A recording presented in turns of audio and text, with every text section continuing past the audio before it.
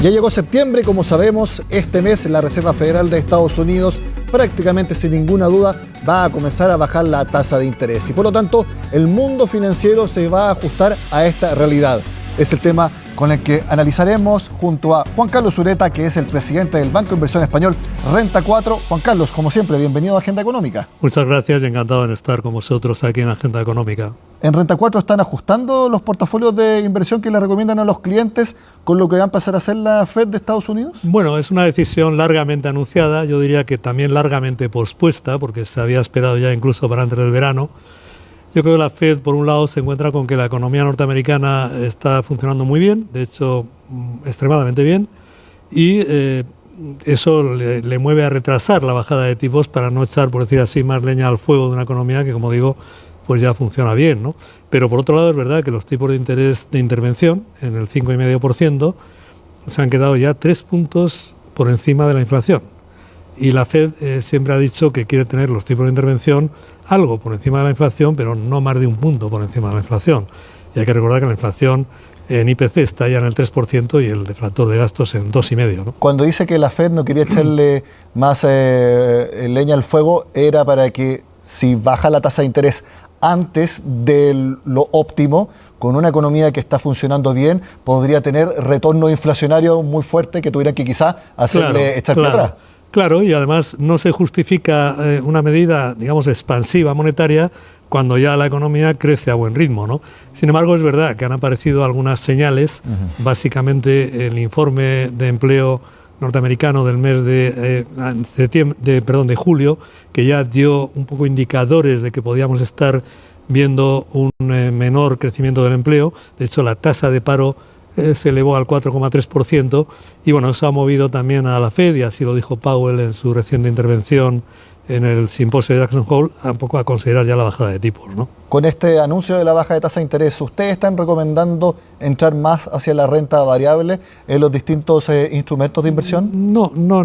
Vamos a ver, venimos diciendo hace mucho tiempo en Renta 4 que las tasas de interés van a bajar porque la inflación ha bajado, pero también venimos diciendo que hay que mirar otros elementos además de las tasas de interés y esencialmente el crecimiento. Y tenemos la sensación, y así lo venimos comentando en todos nuestros mensajes en los últimos 3-4 meses, de que el mercado está sobreestimando el crecimiento económico, sobre todo en Estados Unidos. El mercado está sobrevalorando el crecimiento económico. El mercado está pensando no solo que se ha conseguido un aterrizaje suave de la economía, sino que además la economía va a despegar con fuerza después de ese aterrizaje. Es decir, se está de alguna manera apostando por un nuevo superciclo de crecimiento económico y realmente en Renta 4 nos cuesta verlo. ¿Ve como una ansiedad en el mercado? Quizá el mercado, yo creo que el mercado siempre tiende a ser optimista y eso está bien, pero quizá el mercado está descontando un crecimiento basado en esa expectativa de la inteligencia artificial generativa, basado en el hecho de que es verdad que el mundo se aleja de ese escenario de recesión que parecía que amenazaba el año 2022, 2023, pero quizá se ha dado un salto, el mercado ha dado un salto a considerar que como no ha habido recesión y como ha habido aterrizaje suave de la economía, vamos a un crecimiento potente, a un crecimiento fuerte de la economía, y nos cuesta verlo porque la economía tiene pendientes algunas asignaturas, tiene pendiente todavía esa digestión de la deuda, de la enorme deuda que se ha acumulado en las 2 últimas décadas, tiene pendiente todavía el ajuste a un entorno geopolítico algo más complicado, un entorno que ya no es de convivencia pacífica, sino un poco de confrontación, de fragmentación, de desglobalización,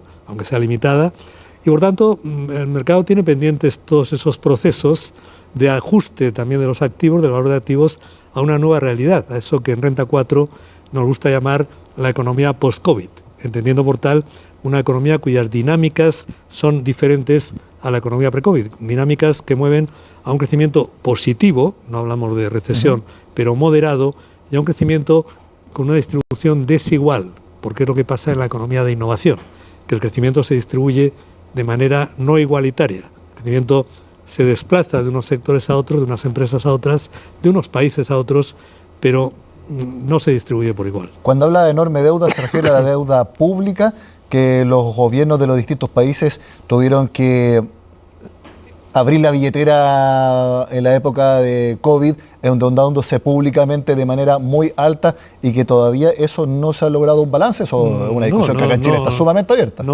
Sí, me refiero a la deuda pública esencialmente, porque la deuda privada está mucho más contenida, pero me refiero a la deuda pública esencialmente, pero no es solamente en la época del COVID, es que hoy, este año mismo, el gobierno norteamericano, sin ir más lejos, pues va a tener un déficit público que seguramente esté próximo al 8%. La oficina presupuestaria del Congreso americano ha hecho una estimación, es una oficina bipartidista, por tanto no es ni demócrata ni republicana, es de los dos partidos, ha hecho una estimación de que en los próximos 10 años es muy difícil que el gasto público, el déficit público, perdón, baje del 5%, y todo eso es más deuda pública, además de la que ya se generó tras la crisis financiera global y tras el COVID. Es decir, realmente ahí hay un elemento de alguna manera inquietante. El propio Jerome Powell, el presidente de la Fed, dijo hace 3-4 meses que es muy inquietante que la deuda pública esté creciendo por encima del crecimiento del PIB. Y ahí la lógica es que a mayor deuda pública, a mayor tasa de endeudamiento por parte de los gobiernos centrales, y eso sube para arriba todas las tasas de financiamiento en el mundo.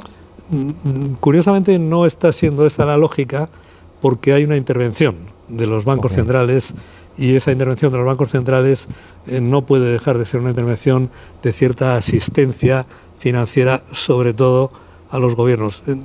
Hoy en día el mundo post-COVID es relativamente complejo, pero una de las realidades es que los gobiernos se ven abocados a una serie de gastos que son, por decir así, políticamente intocables. Uno de ellos, que creo que todos asumimos, es la seguridad y defensa. Estamos en un mundo, como antes hemos dicho, que ya no es ese mundo de convivencia pacífica, y eso mueve a mayores gastos en seguridad y defensa. Otros gastos son de índole social, gastos destinados a preservar en cierto modo la estabilidad social, pero realmente los gobiernos se ven abocados a gastos difícilmente tocables, difícilmente rebajables a nivel político. Y cuando habla de que más conflictos geopolíticos pueden afectar negativamente a la posibilidad de que haya mayores tasas de crecimiento, ¿se refiere a los conflictos actuales o que hay tal inestabilidad geopolítica que es muy probable que ocurran nuevos que todavía no han aparecido? Me refiero al entorno, y el entorno es un entorno que claramente no es el entorno que había hasta el año 2020-2021, es decir, es un entorno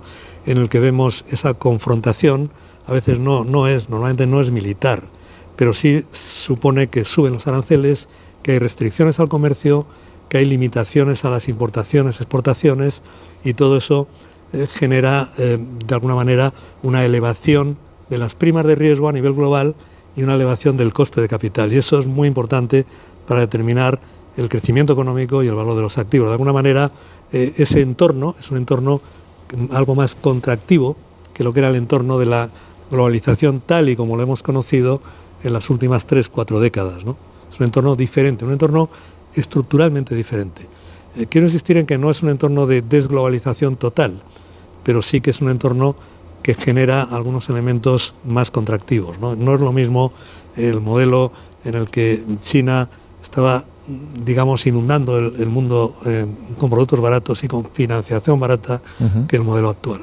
Y con este entorno mucho más desafiante, Juan Carlos, ¿qué le están recomendando a sus clientes corporativos cuando les están pidiendo a ustedes alguna guía para el futuro? Les están diciendo que tienen que seleccionar muy bien sus inversiones porque los costos de financiamiento van a ser más altos, o que sean selectivos aún más. Vamos a ver, primero estamos recomendando no abusar de la deuda, es decir, aunque las tasas de interés bajen, vamos a un mundo en que va a haber lucha por los recursos financieros.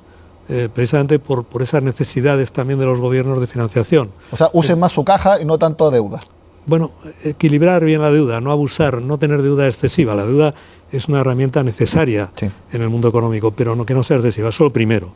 Lo segundo que estamos diciendo es, como va a seguir habiendo de alguna manera esa asistencia financiera por parte de los bancos centrales, vamos a vincularnos a la economía real y vamos a buscar activos que conecten con el crecimiento de la economía real. Y eso se llama empresas, se llama materias primas, se llama en cierto modo inmuebles, pero sobre todo empresas, ¿no? Y vamos a conectar con temáticas de megatendencias de crecimiento, temáticas vinculadas a las grandes líneas de crecimiento a nivel global. no solo la tecnología, también la tecnología en todas sus variantes, pero también todo lo que es consumo, todo lo que es vinculado con el medio ambiente, todo lo que es vinculado con el ocio, viajes, longevidad, salud, temáticas que van a ser muy potentes en términos de creación de valor. Y eso es lo que recomendamos a los clientes, seleccionar activos de calidad, entendiendo por tales los que tengan un buen balance, que no hayan abusado de la deuda y que tengan un buen posicionamiento en esas temáticas y gestión de calidad, gestión confiable, fiable. Y la recomendación para las personas, el inversionista retail. Yo he conversado con varios analistas que ellos dicen, más o menos tienen una visión bien parecida a la suya, y que lo mejor es quedar donde están, vale, no hacer mucho cambio de lo que están haciendo. Vamos a diferenciar un poco el largo plazo, que es lo que hemos comentado, vincularse a la economía real y a empresas, y el corto plazo. En el corto plazo, nuestra sensación es que los mercados, sobre todo algunos segmentos del mercado, como puede ser todo el tema de inteligencia artificial, tienen una cierta sobrevaloración.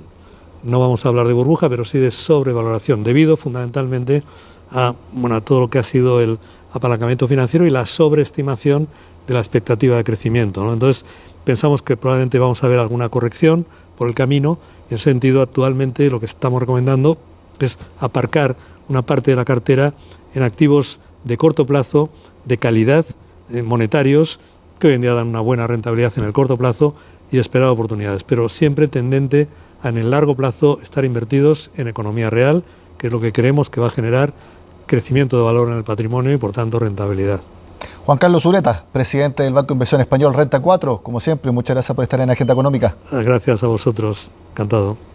De esta forma terminamos la Agenda Económica de este martes. Recuerden que este miércoles, programa dedicado especialmente al informe de política monetaria del Banco Central, y también el viernes tenemos IPC de agosto. Que estén muy bien, nos vemos.